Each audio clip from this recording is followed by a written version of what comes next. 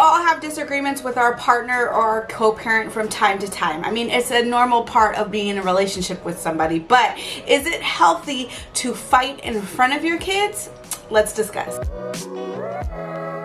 Hi, I'm Dr. Jasmine, clinical psychologist and mom of 2, and in today's video I'm going to be telling you 5 things to remember when fighting in front of your kids. Now, after you watch this video, be sure to download my free positive parenting checklist bundle full of practical tips and scripts on handling the most challenging parenting moments like tantrums, aggression, and not listening. So the link will be in the description and inside the comment section of this video. Okay, let's dive in. So rule number 1 is to never fight about the kids in front of the kids. Now, yes, it is healthy and but sometimes beneficial for our children to witness our conflict so that they can see what it's like to communicate with somebody else, to problem solve, to compromise, but you don't want to ever fight about them in front of them, because that is a surefire way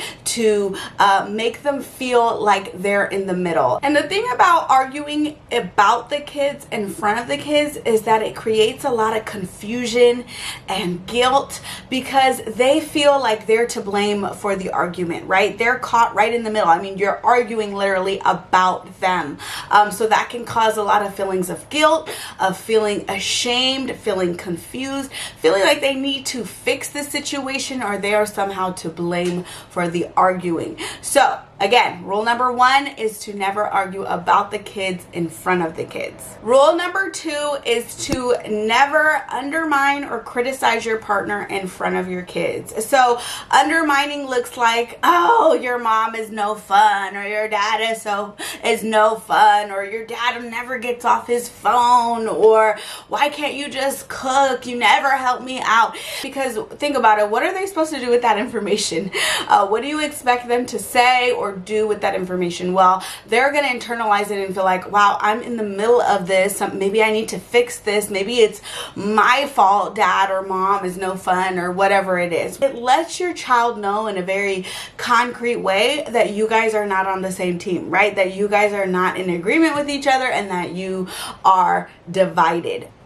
Rule number 3 is to watch your nonverbal communication. This is really important, and I think something that we can forget when we're in the middle of a disagreement or a conflict. So research suggests that even in infancy, babies respond to conflict with an elevated heart rate and other stress response cues. And that children as early as 6 months can read those nonverbal cues and interpret them accordingly. So when infants see angry faces or those sounds, they can respond with a stress response. So that goes to show you that even if your child can't understand language, they are picking up on nonverbal communication and can then be negatively affected by the conflict. So be aware of that and watch those nonverbal cues, like your tone, your facial expressions, your posturing. Those kind of things can stress your child out. So rule number 4 is to seek to understand your partner. Now, it's okay if you don't agree with them, right? We're not going to always agree with our partner, but it's best if you try your best, and the other partner as well, right? If you both are seeking to understand each other, right? That's when conflict becomes productive, and that is a good thing to model to your child, right? That we won't always agree with somebody, but we can listen to them, right? We can listen to their perspective and we can try to understand them. So things that you want to try to understand is how they feel when your child is misbehaving or having a tantrum, what their early childhood experiences were like, or how did their parents handle their intense feelings, or how did they approach discipline. These are really, really important things to communicate about, share your experiences about, because that will give you a window into how they think and how they feel, and how essentially you guys can learn how to support each other together and hopefully work as a team in the future. So rule number 5 when arguing in front of your children is to not forget the magic relationship ratio. So again, I want to say that it is completely normal and it's going to happen that you're going to disagree with your partner or your co-parent in front of your children from time to time, right? Again, it's a normal part of being in a relationship with somebody. Having a child, it takes a lot of responsibility. There's a lot going on, and so it's going to happen. But what's most powerful is that if we can model for our child what it looks like to resolve disagreement in healthy ways that don't involve undermining our partner or fighting about the child in front of them.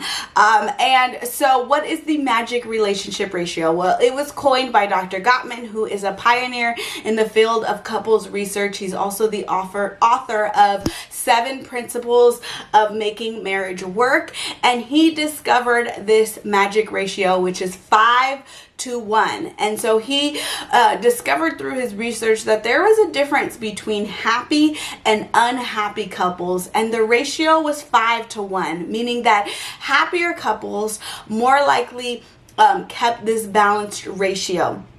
So for every 1 negative interaction, there were 5 positive interactions. Really, really important. Okay, and he said, when the masters of marriage are talking about something important, they may be arguing, but they're also laughing, teasing, and there are signs of affection because they have made emotional connections. Now, I'm happy to create a video to explain this further. Let me know in the comments if you want more marital or co-parenting type videos. And so let's quickly recap. So rule number 1 is to never argue about your child in front of your child. Rule number 2 is to avoid criticizing or undermining your partner in front of your child. Rule number 3 is watch out for those nonverbal communications because those could be stressing your child out. Rule number 4 is to seek to understand your partner. And rule number 5 is to seek to maintain that magic relationship ratio of 5-to-1. That's it for this video. Make sure you give it a thumbs up if you got anything, any value, if you learned anything new from this video. Don't forget to subscribe and hit that notification bell so you don't miss any future uploads. I'll see you in the next one. Bye.